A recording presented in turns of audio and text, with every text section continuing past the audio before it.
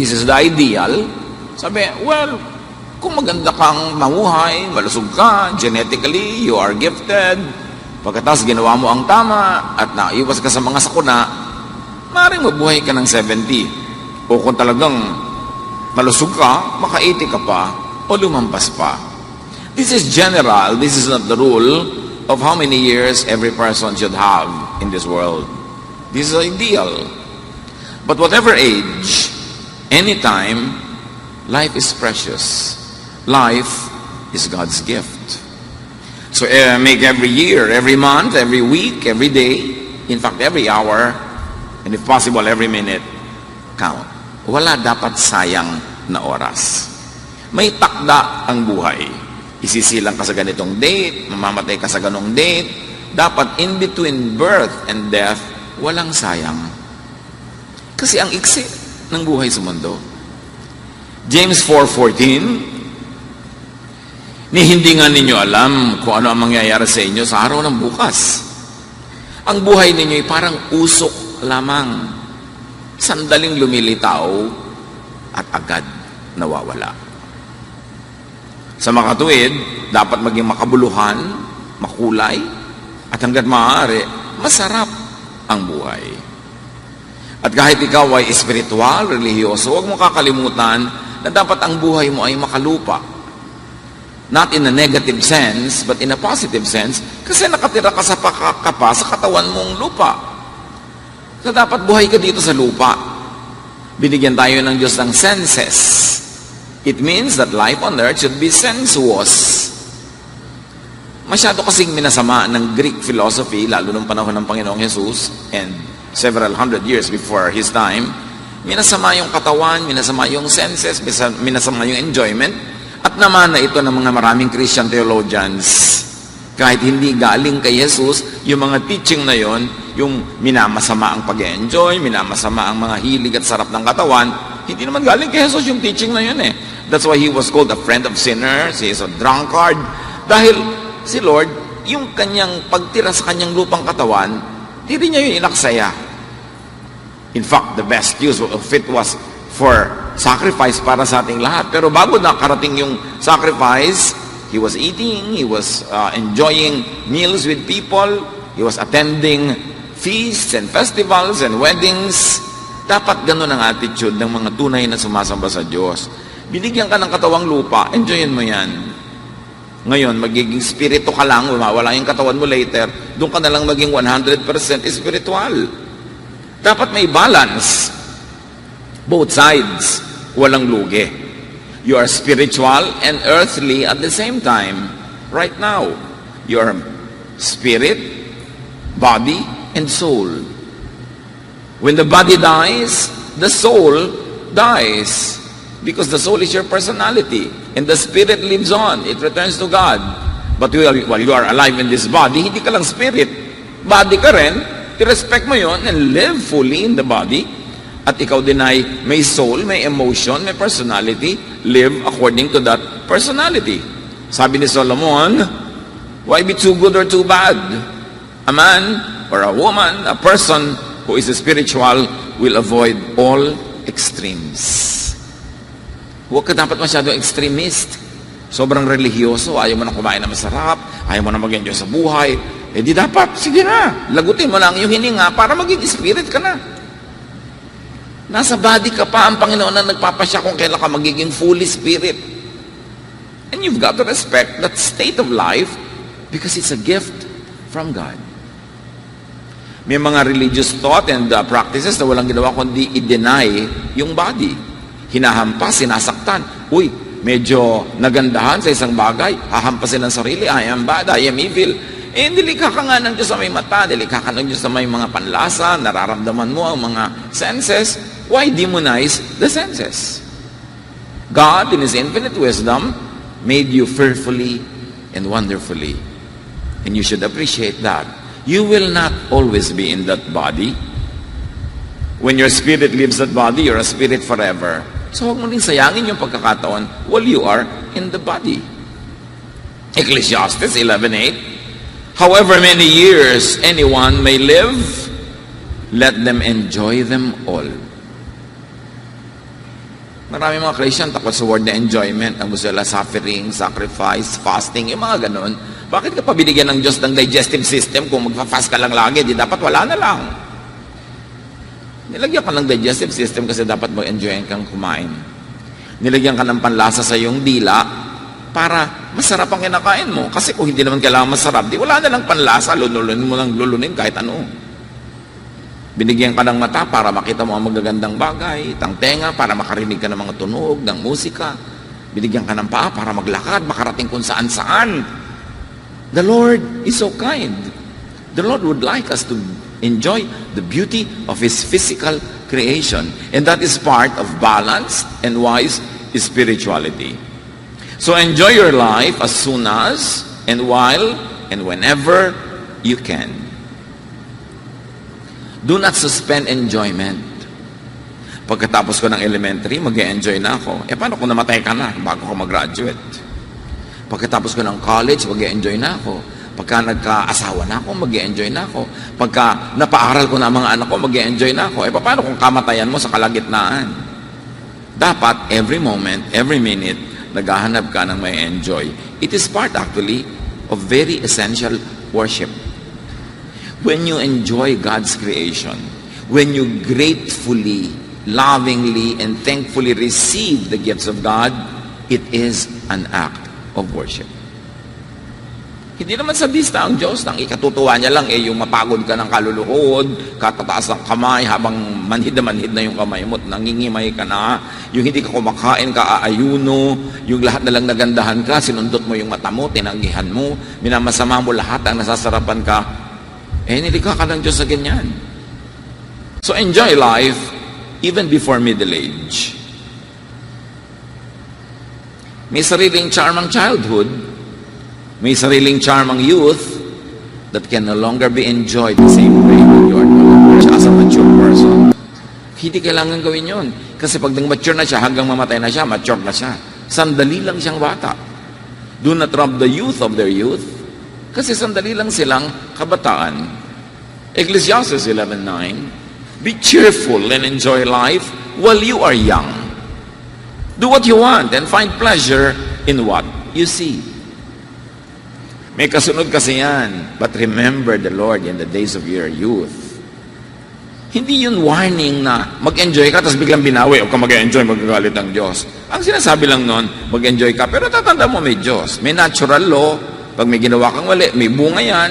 Pag hindi ka nag-ingat, maaaring magbunga yan sa pagsisisihan mo at hindi maganda. Pero mag-enjoy ka within limits. Within safe limits.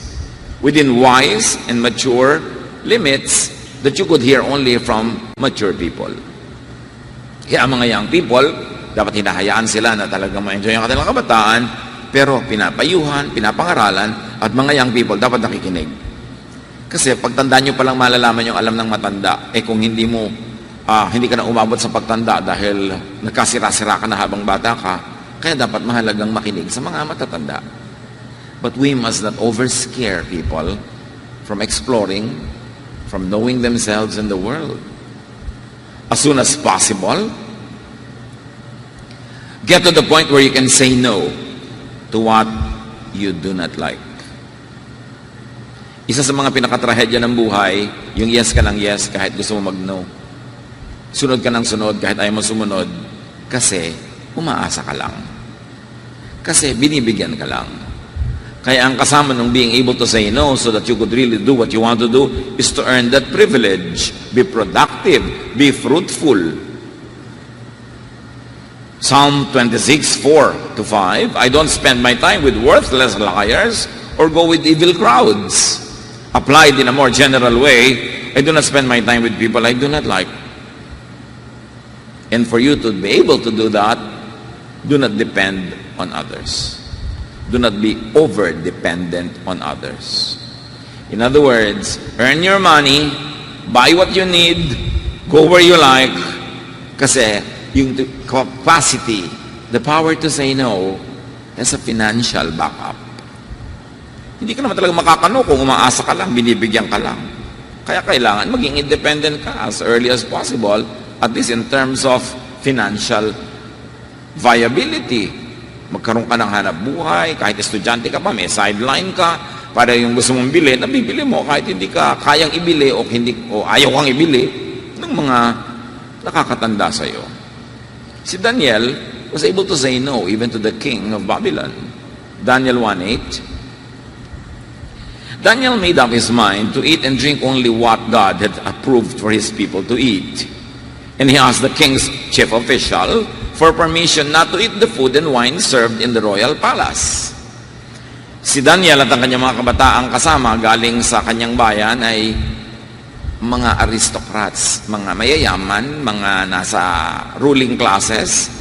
Kaya nung sila ay binihag, dinala sila sa palasyo ng bumihag sa kanila, nagkaroon pa rin siya ng paninindigan na huwag kainin ang ayaw niyang kainin kasi pinalaki sila na privileged. Pinalaki sila na pwedeng tumanggi. Pinalaki sila na pwedeng igiit yung gusto nila. Kasi pag pinalaki kang alipin, pinalaki kang sunod-sunuran, pinalaki kang umaasa lang sa iba, yes ka ng yes, wala kang choice. Kaya mahalaga rin ng mga anak natin ay napoprovide natin ng mga pangangailangan at natuturuan din natin silang anak, hindi mo kailangan mag-yes sa lahat ng tao because we don't owe them anything. Pero kung umaasa lang tayo, pag inachoy-achoy ka niya, pumayag ka kasi binibigyan niya tayo. Pagka sinampal-sampal ka niya, huwag ka nalang kikibo kasi umaasa tayo sa kanya. Kaya mahirap yung asa ng asa sa iba. Maraming gusto mong hindi mangyayari, sunod-sunuran ka lang, anino ka lang ng iba.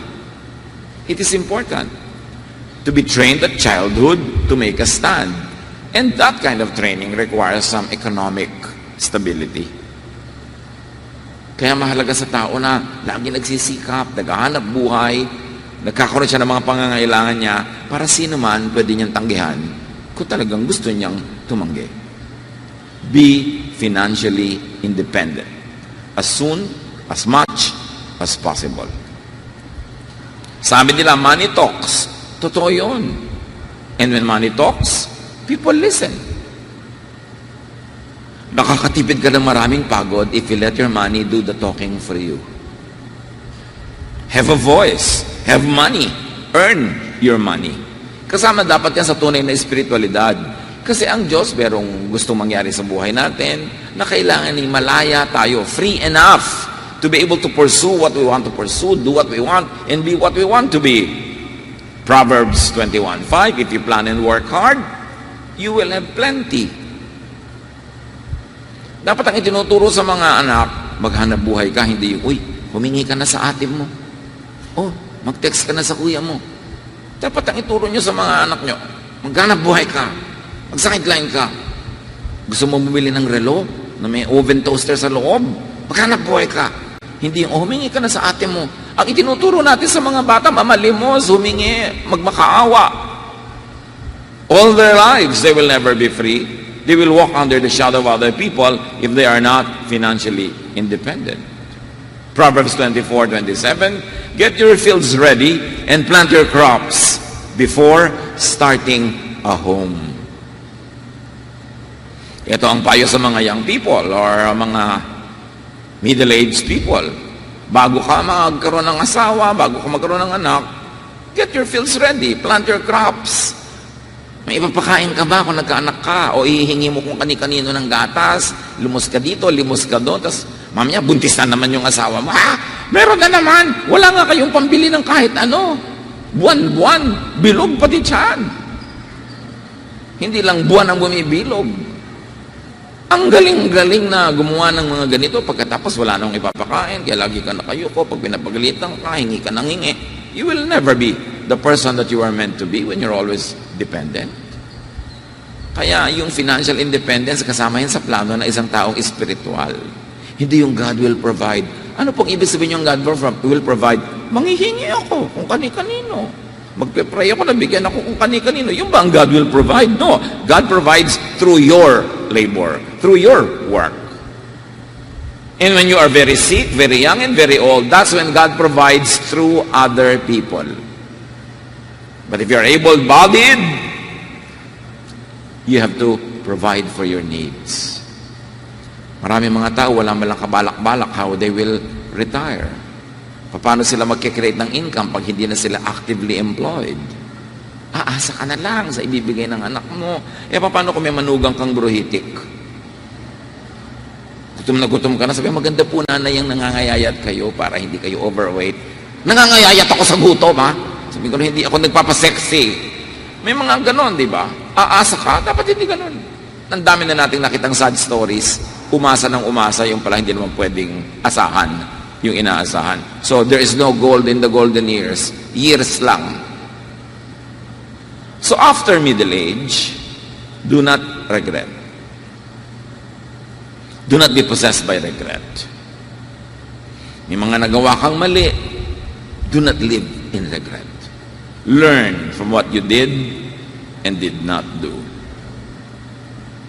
You can never change your past, but you can always shape the future. Huwag regret ng regret.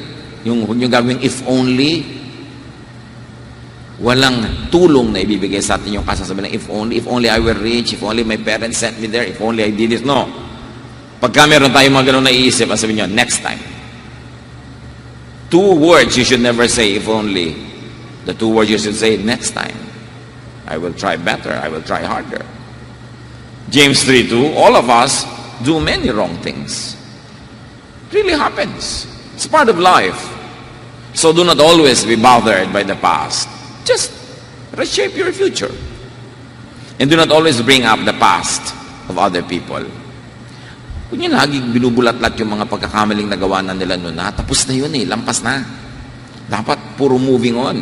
Kasi umaandar ang metro ng buhay. Pag yung ngayon, inubos mo sa pagmumukmok tungkol kahapon, nasayang na naman yung ngayon. Dapat yung ngayon may mangyari ng iba. Tama na yung masyadong kadadrama tungkol sa past. Keep moving on. Proverbs 24:17, even if good people fall 7 times, they will get back up.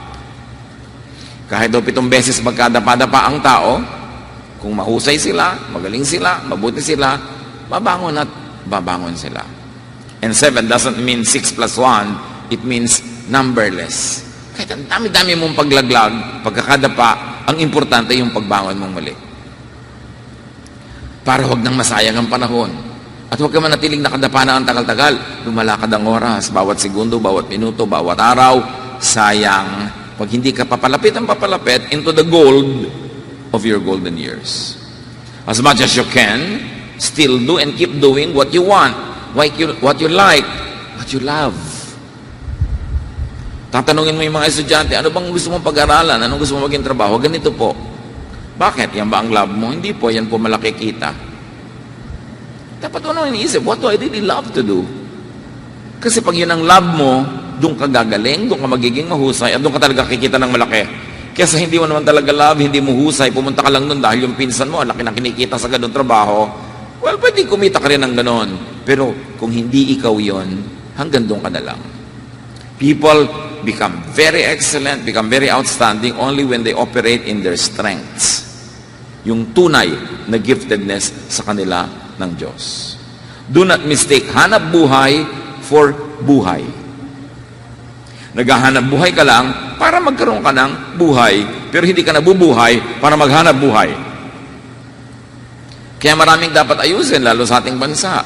Maghahanap buhay ka ng 8 oras, pero papunta ka sa opisina at pabalik, 8 oras din. So, 16 na oras ka nang naghahanap buhay. 8 oras na lang ang natira sa'yo sa buong 24 hours. Doon ka pa kukuha ng tulog, doon ka maglalaba, mamamalansya, mamamalengke, magluluto, maghuhugas ng plato. Doon lahat. Magte-text ka pa ng 3 oras. Wala nang natira sa buhay. Kaya importante, inaayos mo yan. Kung napakalayo na pinagtatrabahuhan, pilitin mong makahanap ng iba na malapit sa'yo o lumapit ka doon sa trabaho. Kesa papunta at pauwi na lang ang nangyari sa buhay mo. Pagdating mo sa bahay, paghiga mo, babangon ka na uli. Kasi another day begins. Tapos tumanda ka na lang ng gano'n na lang. Hindi mo na nagawa yung gusto mong gawin. Hindi ka nakaarte sa Hollywood. Hindi mo naakyat ang Tour Eiffel sa France. Hindi ka nakapag-mountain climbing sa Switzerland. Tapos namatay ka na lang. Ganun lang ang buhay. Ecclesiastes 9:4 and 8. As long as we're alive, we still have hope. Just as a live dog is better off than a dead lion. Dress up, comb your hair, and look your best. Yan ang payo ni Solomon.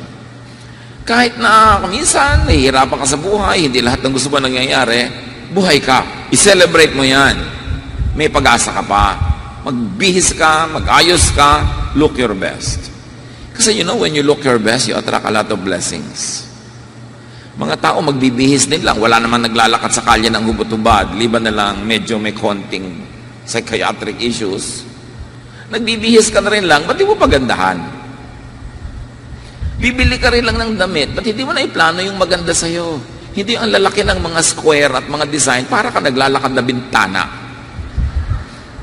Yung bibili ka ng mga shorts, ang daming bulsa. Diba? Mukha kang naglalakad na punso. Kasi isang tumpok ka. Bakit di ka talang gandahan mo yung itsura mo? Kasi, God is God of beauty. Nag-i-invest ka na rin lang sa damit, yung meron ng katuturan, yung lumalabas ang iyong ganda, kasi lalapit din sa iyo ang mga magagandang bagay sa buhay.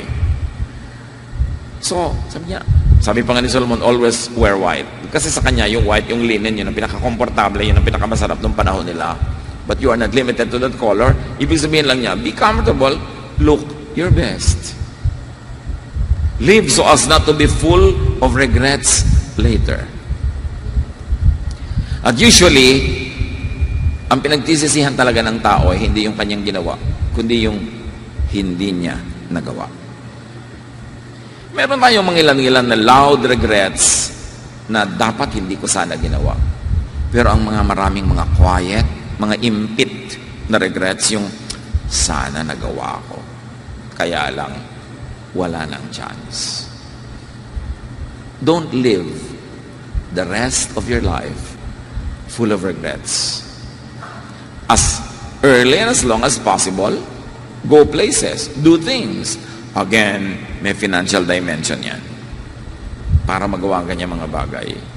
Kaya dapat ang laging itinuturo sa mga bata, kung hindi na ituro sa iyo yun at huli na ang lahat, ituro sa mga bata, always make money. Huwag kang mukhang pera, huwag kang maging sakim, but always be productive. Always earn something, kahit maliit. Nakakatuwa yung mga kabataan na habang kasama yung mga barkada, may itinitinda pala siya dong relo, may itinitinda siyang t-shirt, nagkakapera siya. Hindi puro paggasta ang iniisip. Kasi, pag meron kang pera, you can do many other things in life. Money is not evil. Love of money is what makes one evil. Pero dapat magaling kang gumawa ng pera sa buhay na ito kasi kada kilos mo may gastos. Mahal mabuhay, pero mahal ding mamatay. Mahal lahat. So, huwag kang magtipid kasi liliit ang mundo mo. Ang goal ng iba, magtipid. No, ang goal mo dapat palakihin ang income. Ganito lang ang income natin, so tigi-tigi isang baso lang tayo ng tubig na ipapaligo, mga anak. Di ba? Ba't di po natin gawing tigi isang drum? Pwes, lakihan natin ang income natin para ma-afford natin ang isang drum na tubig. Yung poverty mentality, laging save, tipid. Ang dami kong taong nakikita, 99% yata, puro nagtitipid. Pero wala pa rin. Ang sarap makakita ng mga tao ang iniisip, huy, ano bang mapagkakaperahan natin? Sa magandang paraan, sa masarap na paraan, paano ba tayo kikita? Hindi, anak, magtipid ka ng tubig. Kanina ka pa naghuhugas ng kamay mo. Hindi, anak, magpakalangoy-langoy ka sa isang drum na tubig kung gusto mo, but earn it. Make more money. Dapat ganun ang mentality natin. Expand your horizon, enlarge your tent. Hindi yung paliitin mo ang buhay mo para magkasya sa maikli mong kumot. Ba't di mo palakihin ang kumot mo? Pwede yun. Nasa mentalidad. Ecclesiastes 12:1, 3-5. In years to come, you will be burdened down with troubles and say, I don't enjoy life anymore. Your body will grow feeble, your teeth will decay, and your eyesight fail. The noisy grinding of grain will be shut off by your deaf ears, but even the song of a bird will keep you awake. You will be afraid to climb up a hill or walk down the road. Mangyayari daw yan sa tao pag tumanda ng tumanda, humaba ang buhay. Yung parang hindi na ako enjoy sa buhay, wala na akong maisip kainin. Alam niyo, matatanda ko, ano lang kakainin mamaya, malaking problema. Ano kaya makain? Yung hindi naman alam ko ano kakainin, may inip, hihina ang katawan, gano'n, makabibingi ka na hindi mo marinig kahit sinisigawan ka na, pero bakit muntinghin doon ng ibon, hindi ka makatulog? Ba't mo siya nadidinig? Matatakot ka daw umakyat, manaog, at kung ano-ano pa. So, ang ibig sabihin lang nito, huwag kang matakot tumanda, pero habang bata ka, gawin mo yung mga dapat gawin para wala kang pagsisihan. And very importantly, how do you put the gold in your golden years? Keep renewing old friendships. And how do you keep renewing old friendships? By keep giving and forgiving. May kaibigan ka mula pa pakababata. Ang tagal-tagal mo ng kaibigan. Ang dami niyong pinagsamahan. Tapos isang araw, meron kayong pinagkagalitan, pinagkasamaan ng loob, tapos hindi na kayo mag-uusap buong buhay. Sayang ang friendship. Save the friendship, magpatawaran kayo, and keep on loving, and keep on enjoying each other. Ang daming ganon, ang konti na ng mga kaibigan, nakakaaway pa. Dapat forgive na lang. Relax na lang. Enjoy na lang ang buhay. Lalo't paubos ang mga kaibigan mo. Pag mahigit 60 ka na o 70, nagkakanda ubos na. Paano mo malalamang matanda ka na? Wala ka nang minamanuhan. Lahat nagmamano na sa'yo. Ay, di ba? Malapit ka nang tawagin ng Panginoon. Kaya dapat samantalahin mo ang natitirang pagkakataon. Lahat naman tinatawag eh. Ang mahalaga lang, nagawa mo yung dapat mong gawin, nalasap mo yung dapat mong lasapin. So, huwag na makipag-away. Pag bata ka pa, kasi hindi ka pa marunong, pwede ka makipag-away. Pero kung matanda ka na, huwag na. Proverbs 27:10, don't desert an old friend of your family or visit your relatives when you are in trouble. A friend nearby is better than relatives far away. Sabi ganon, huwag mong kakalimutan ng mga kaibigan ng iyong pamilya. Pati yung kaibigan ng magulang mo, kaibiganin mo yung mga anak nun, ituloy niyo yung mga friendship kasi may pinagsimulan na. At kung nangangailangan ka, huwag kang umasa sa malalayong kamag-anak. Malayo yun eh. Ang asahan mo yung mga kapitbahay mong malapit. Ang ibig sabihin lang, makipagmabutihan ka sa malapit sa'yo. Kasi yun ang aasahan mo pag nangangailangan ka, na ibig sabihin din, pwede ka niya dapat asahan pag siya yung nangangailangan. Be friends with people near and around you. A wise person will make friends with people near her or near him. A foolish person will quarrel with people that he shares time and space with every day. Isang malaking kahangalan na makipag-away sa mga taong lagi mong nakakasalamuha, nakikita, kasama.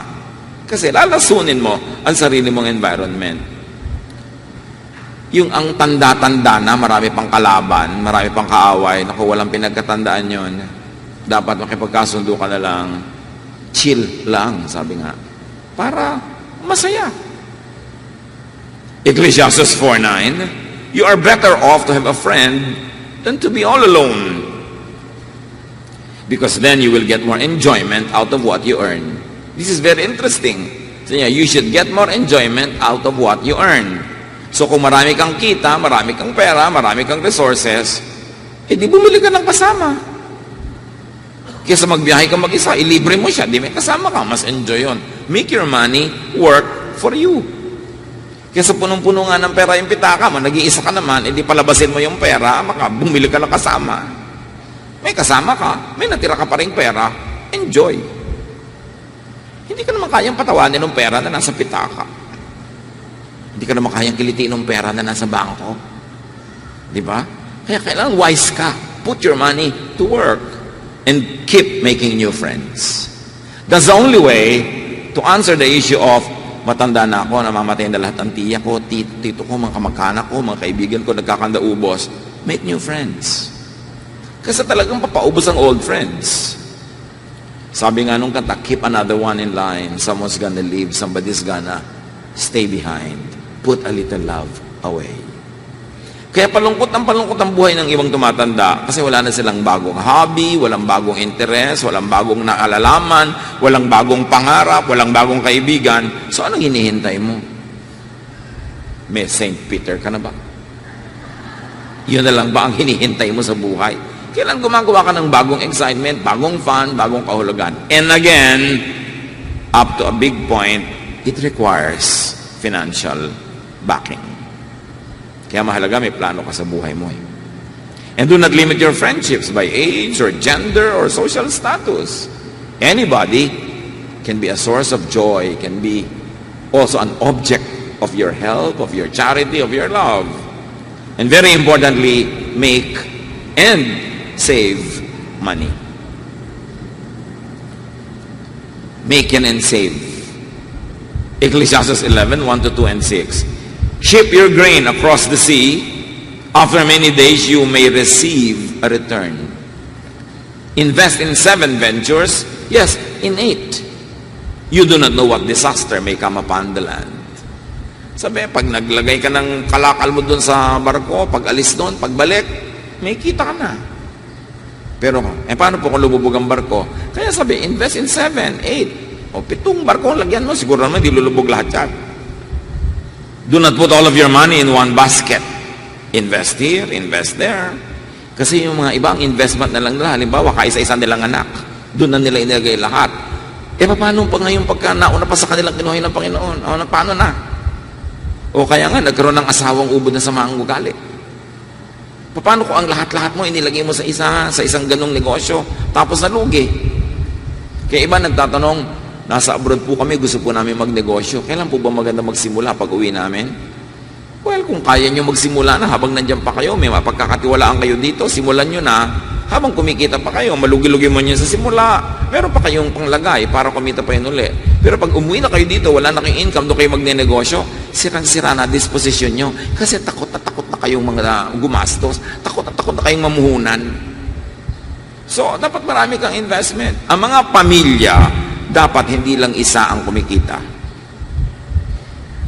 Pag isa lang ang kumikita sa pamilya, unless talagang limpak siyang kumita, promise, lagi kayong budget.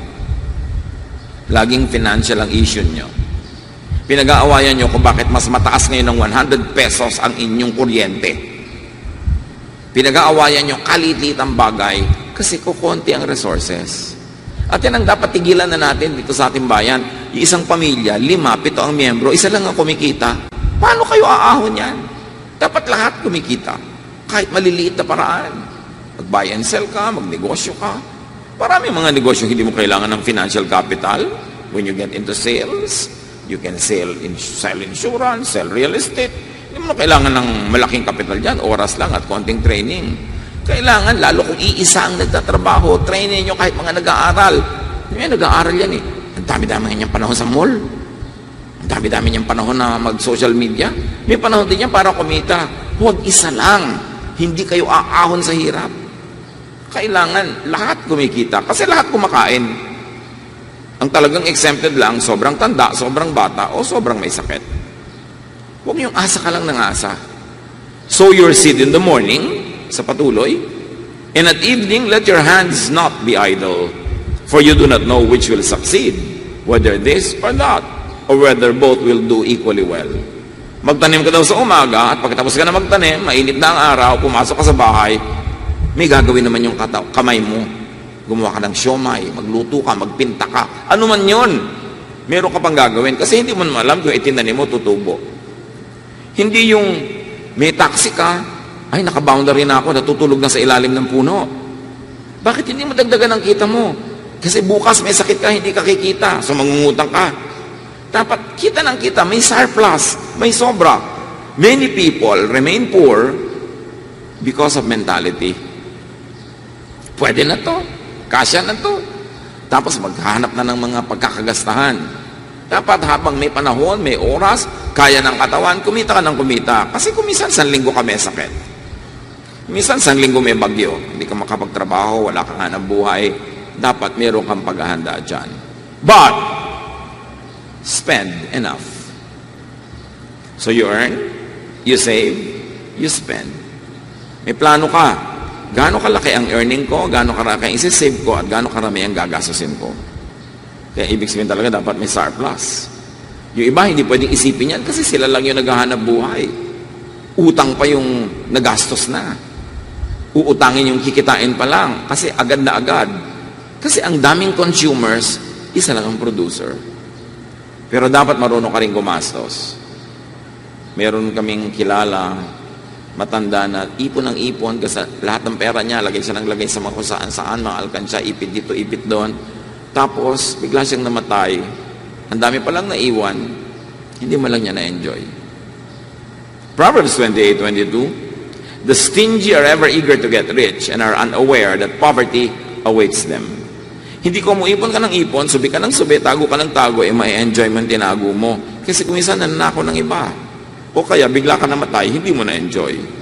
There should be pleasure in earning, but you must never miss the pleasure in spending.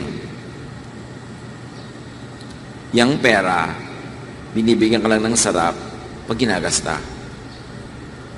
Usually, hirap na hirap ka para kitain. So, dapat meron kang sarap na ginagasta mo siya. Let your money work for you. May natitipid, merong nasisave, pero may ginagastos. Hindi lang puro savings, hindi lang puro tipid, at hindi lang puro sakripisyo para sa iba. Yang buhay mo, binigay sa iyo ng Diyos para ikaw ang mabuhay para sa sarili mo. Hindi pwedeng ibigay mo yan sa iba. Si Jesus ang gumawa nun. Yung buhay mo dapat mo yung ibuhay. You give a part of yourself to others. You give a part of your income to others, but never neglect yourself. It is your divine duty to your Creator to live your life. Proverbs 23:6-7. Yun daw sobrang mga kuripot. Do not eat the bread of a man who is stingy. Do not desire his delicacies, for he is like one who is inwardly calculating, eat and drink. He says to you, but his heart is not with you. So yan daw mga sobrang mga madamot, huwag ka na lang umasa, huwag ka na lang mag-enjoy nung ano man iaalok niya, kasi habang kinakain mo yung pagkain niya, bilang siya ng bilang, nakakapitong lunok na siya.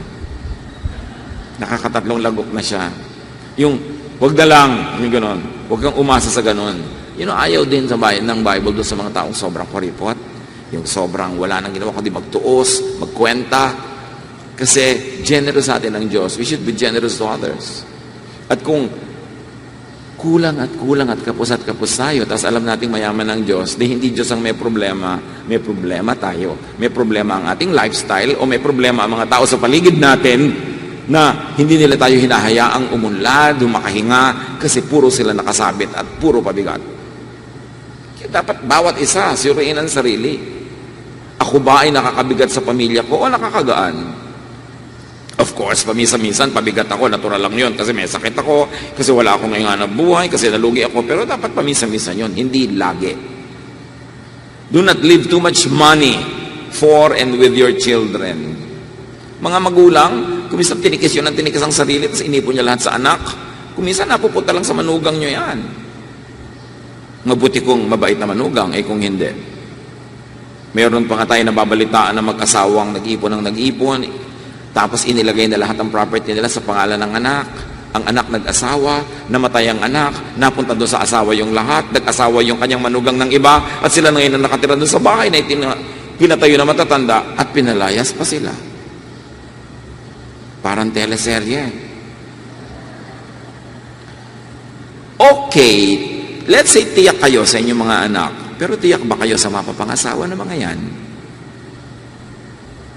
So, huwag niyong ipamana hanggang di kayo patay. Ang mahirap yung buhay na buhay pa kayo na ibigay niyo ng lahat, tapos eto kayo ngayon tinitikes. Sabi mo, anak, pagkamatay ko na, tsaka ka na. Kung may matira pa. Kasi bala ko mag-tour. Diba? Hindi yung iiwan ko lahat sa iyo, hoy, may kamay ka, may paa ka, magtrabaho ka. Pinag-aral kita, magandang pamana na yan. Kung napag-aral, kung hindi, binigyan kita ng buhay, pamana na yan. Maghanap buhay ka na. Kung meron akong mga pwedeng ibigay sa iyo na iwan, maganda. Pero hindi ko ibibigay sa iyo lahat. Kasi hindi ako nakakatiyak sa mapapangasawa mo, anak. Diba? Tiyak ba tayo doon? Kung minsan ka, sarili mong anak, di ka nakakatiyak Kaya dapat, yung golden years mo, paghandaan mo rin yan. huwag mong iasa sobra. Ecclesiastes 2:18 to 19, sabi nitong mayaman na magulang, I hated all the things I had toiled for under the sun, because I must leave them to the one who comes after me. And who knows whether that person will be wise or foolish. Yet they will have control over all the fruit of my toil, into which I have poured my effort and skill under the sun. Sabi niya, ang dami-dami kong kayamanan, mahirap, ang sama-sama ng loob ko. Bakit po? Iiwan ko lang eh.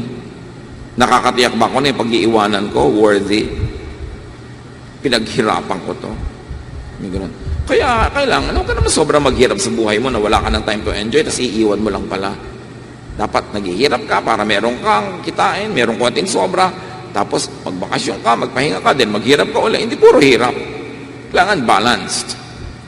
Yung sobra ka mag-iiwan sa mga anak mo, let them make their own future. It's good that you send them off well.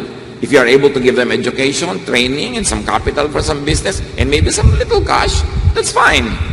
Pero dapat meron kang enjoyin sa sarili mo, lalo't nagsikap ka naman talaga at nagpakahirap sa buhay. Importante, kasi pag sobra ka nagbigay din sa mga anak, kung sila naman ay bulagsak, kung hindi sila marunong, mawawala din eh. Sila lang ang gagastos. Mabuti pa, makigastos ka na. Maganda mag-iwan. Maganda talaga makapag-iwan. Pero yung hindi to the point na wala ka nang na-enjoy sa buhay, binigay mo lahat. Proverbs 22:6-7. Teach your children right from wrong. And when they are grown, they will still do right. The poor are ruled by the rich, and those who borrow are slaves of moneylenders. Bakit magkasunod yung teaching na teach your children right from wrong, tapos ang kasunod, the poor are ruled by the rich? Ibig sabihin, turuan nyo ang mga anak nyo to be financially independent. Turuan nyo ang mga anak nyo na kumita para hindi sila maging alipin ng iba. Huwag nyo silang turuan ng mangutang. Turuan nyo silang maghanap buhay. Kasi ang nangungutang ay alipin ng pinagkakautangan. Mahalagang training yan. When you do not teach your children this, to make money, you set them up for slavery. So, mahalaga yun. At huwag ipon ng ipon lahat sa bangko. Money kept in the banks may not really be yours in the end. Tapos kung sarili mo pa lang yan, wala man lang nakakaalam, may account ka, bigla ka namatay, o ano nangyari sa pera mo? Tapos, ipon ka ng ipon, tinitipid mo yung sarili mo. Dapat marunong ka magmahal sa sarili. Eat, drink, enjoy your life. At the same time, of course, being good to your children. If they are still dependents, if they are still minors, being good to people around you, but never neglect yourself. Ecclesiastes 3:13, God's gift to us is the happiness we get from our food and drink and from the work we do. Regalo daw ng Diyos na ma-enjoy mo ang bunga ng iyong pagsisikap. Huwag enjoy yan ang pagsisikap ng iba. Dapat pagsisikap mo yan. Now, how do you add gold to your golden years? Treat sickness like it's part of life, because it is. Nakita na natin sa mga lola natin, sa mga magulang natin, nakikita natin nangyayari everywhere. People get sick. Especially kung tumatanda na sila, napaka-blessed naman yung hindi nagkakasakit, pero generally nagkakaroon. So huwag tayong magmaang-maangan na parang nagugulat tayo na nagkakaroon tayo ng sakit. Kasama yun sa buhay. Ang tanong mo lang sa iyong sarili, may hospital insurance ka ba? May inipon ka ba naman para makabili ka ng mga pampahid-pahid dito, pang inom-inom doon? Huwag kang magulat na nagkakasakit ka. Kasi nangyayari talaga yan sa lahat ng henerasyon. Pero ang point, natuto na ba tayo para paghandaan natin ang panahon ng pagkakasakit? One sickness can wipe out an entire lifetime of savings. Kung may savings. Kung may konti ka na ipundan, nabibenta yan, fire sale pa, mura pa, pag nagkakaroon ng may sakit. All because we are not covered financially. Yung pang iba, meron akong faith sa God, kaya ayoko na issue insurance. Tapos pag nagkasakit, si sir, pinagpe-pray ko na may magbigay sa akin eh. Ay, yan ang faith mo. Sabi nga ni Lord, ikaw magbibigay sa akin. Hoy, kung bibigyan kita, dapat akong kausapin ni Lord, di ikaw. Wala pa sinasabi sa akin si Lord.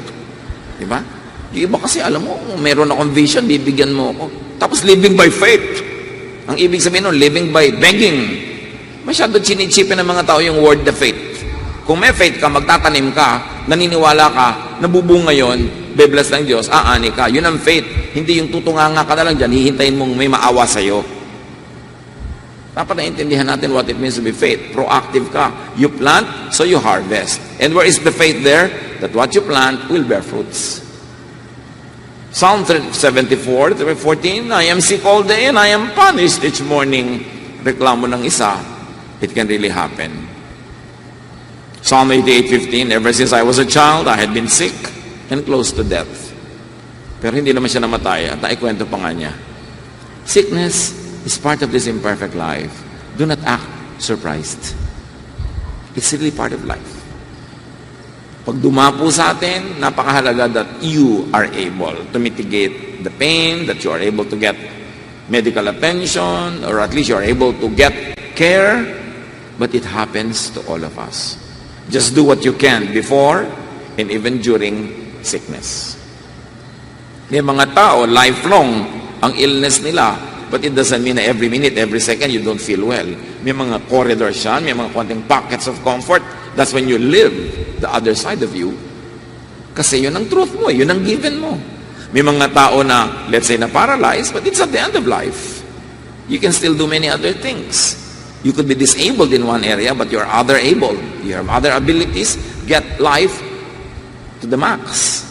Whatever, whenever there's a space to live your life, do it. Importante, kaya mahalaga yung live a healthy lifestyle. Watch what you eat and drink, and fortify yourself all the time. Yung tuwing kakain ka, kapatid, may iniinom ka, sinasabi mo, honestly and truthfully, pinapalakas ang katawan ko nitong kinakain ko. Kakainin ko tong prutas na to, binibigyan niya ako ng mga vitamins at kung ano-ano. Kakainin ko tong tamang food na ito. Pero ang kinakain mo, mga sitsirya na punong-puno ng mga kung ano-anong chemical, ang iniinom mo, mga fake drink na may mga food color, isang katerbang sugar, ang totoo, kumakain kang lason, dahan-dahan. So dapat yung may kinakain ka, may iniinom ka mo, pinapalakas ko ang aking katawan. Maging conscious ka doon. Na tuwing nagagalit ka na hindi kailangan, halos mangisay ka at manigas sa galit, pinapatay mo yung sarili. Kasi sinisira mo yung mga internal organs. So live right, live in a healthy way, so that you can have a prolonged, enjoyable life. We are what we eat. Sabi nga ng isang doktor, when you eat right, you don't need medicines. When you eat wrong, no medicine will work. So dapat tama ang lifestyle natin. And treat end of earthly life as part of life. In other words, treat death as part of life. Kasama yon. We are born, we die. Ang mahalaga lang, pagka tinatawag ka na, hindi ka full of regrets. Live to the fullest, then meet your Maker. So prepare yourself for the end of life of the people you value. Marami rin ganyan. Namatayan ng nanay, namatayan ng tatay, namatayan ng asawa, ng anak, ng kapatid, ng kaibigan, ng mahal sa buhay. Parang surprised na surprised. People die.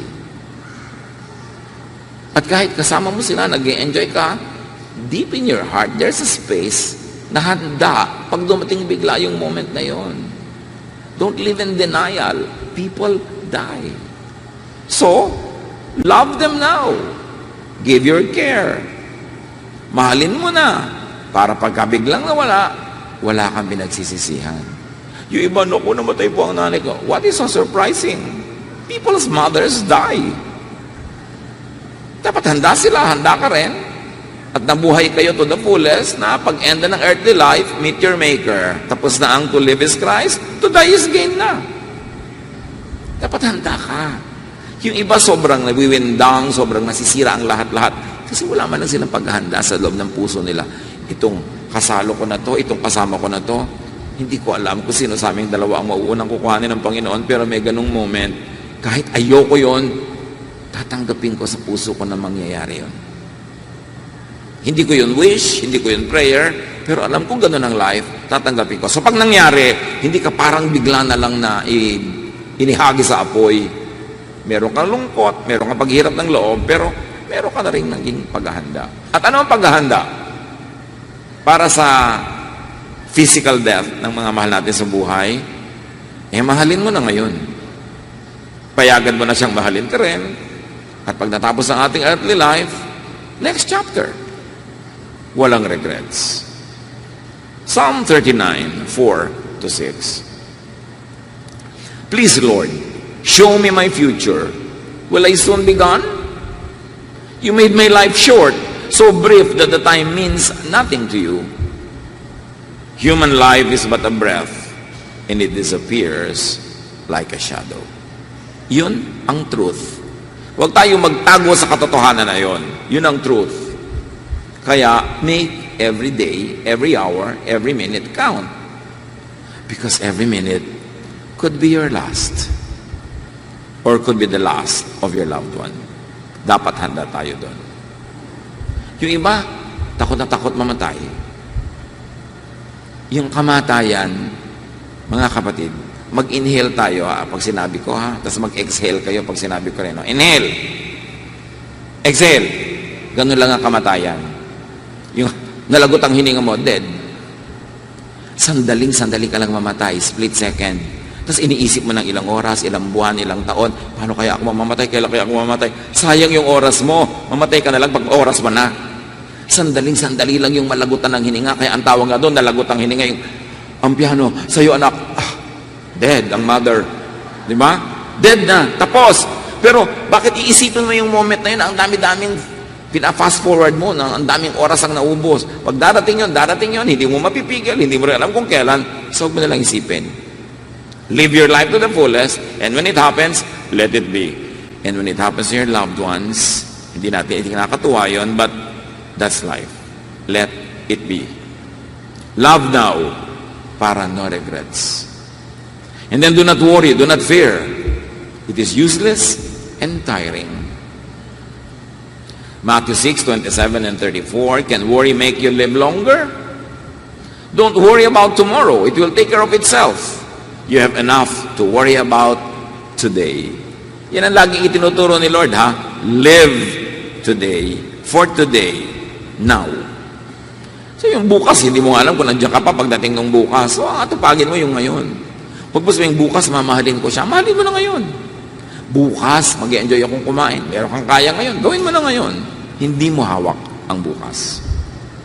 And do not overthink. Most of your fears come from overthinking, from over-imagination. And then, of course, how do you add gold to your years? Smile, laugh, love.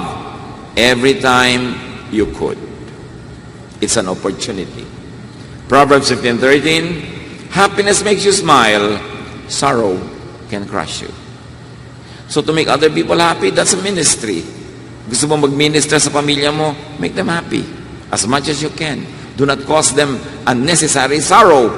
Make your family happy, make your friends happy, make people happy. It's a ministry to each other. 1 Corinthians 16:14, show love in everything you do. And of course, we have to accept that it is inevitable to be alone at times. Part yan ng life. Dapat marunong ka maging alone. You enjoy company, you enjoy people, but there are times when walang tao, hindi ka dapat magmukmok. Enjoy it. Hindi rin naman laging ganun yun eh. Nothing is permanent. Company is not permanent. Aloneness is not permanent.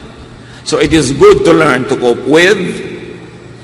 It is even better to learn to master, and it is best to enjoy periodic aloneness.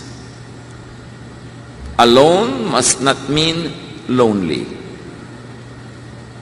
Pag alone ka, you can be your true self. You can really do what you want, when you want, however you want. So sa mga moments that you're alone, enjoy those moments. Huwag lang sobrang dami nun. Kasi we were created by God to be sociable. Pero huwag ka mo laging tapalan ng kahit sino na lang kasama yung aloneness mo. May aloneness talaga, enjoy it. It will end. And companionship will be restored. But enjoy those moments. And be true to yourself. You've got to know yourself. And usually, bata ka pa lang, you know yourself. Kaya lang, kung minsan nalilito ka about yourself, kasi nililito ka ng iba, binibigyan ka nila ng expectation, ng mga duty, binibigyan ka nila ng mga do's and don'ts, kaya kung minsan nakakalimutan mo yung sarili. Ang trabaho ng pamilya, ang ministry ng mga kaibigan at ng mga mahal sa buhay is to help the person know herself or know himself, not to deny himself, not to deny herself. Lahat tayo nilikha ng Diyos, meron tayong inborn nature, and then we develop traits because of conditioning, and then we make our own character, sometimes because of our decision, but there are inborn realities about ourselves that you must know, that your family must encourage you to know, so that you can live your real life.